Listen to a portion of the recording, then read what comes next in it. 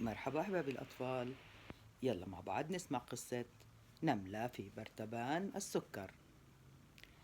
في الصباح أحضرت أمي الشاي واللبن ووضعتهما في إبريق الشاي، وأخذت برطمان السكر الزجاجي والأكواب ووضعتهم في صينية وتركتهم على المائدة.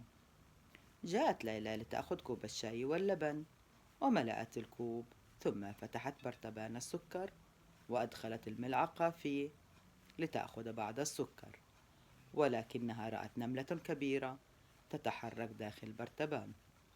نادت ليلى بصوت عالي وقالت: يا أحمد، يا أحمد، انظر، انظر، إنها نملة كبيرة في برطمان السكر تلعب فيه. إن شكلها عجيب. حضر أحمد مسرعا إلى مكان أخته ونظر إلى داخل الإناء، فوجد بالفعل نملة كبيرة بالداخل.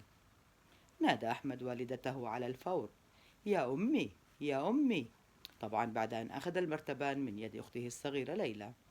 وأخبر أحمد والدته إنه وجد نملة بداخل برطمان السكر، وأن عليه أن يتخلص منها على الفور حتى لا تسبب أمراض له ولأخته ولكل من يتناول من هذا السكر.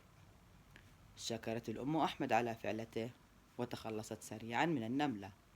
وبعد ذلك سألتها ليلى عن سبب وجود النملة الصغيرة داخل البرطمان، فقالت الأم أن النمل يا صغيرتي يحب تناول السكر وجمعه كثيرا، ولذلك بمجرد وجود السكر في المكان الغير مخصص لحفظه يتجمع النمل حوله لتناوله وجمعه داخل مساكنه.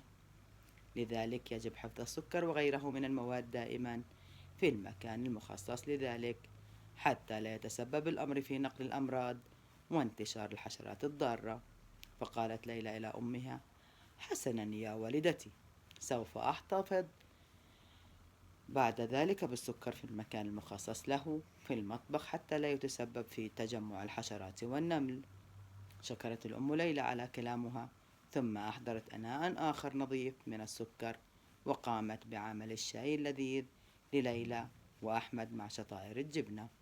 أحباب الأطفال، وانتم كمان لازم تحافظوا على المأكولات، خاصة السكاكر والحلويات، تغطوها ما تخلوها مكشوفة عشان ما يتجمع عليها النمل والحشرات والذباب. أحباب الأطفال، بحبكم كتير، لا تنسوا تتابعوني دايما فيديوهاتي، لايك شير سبسكرايب. مع السلامة.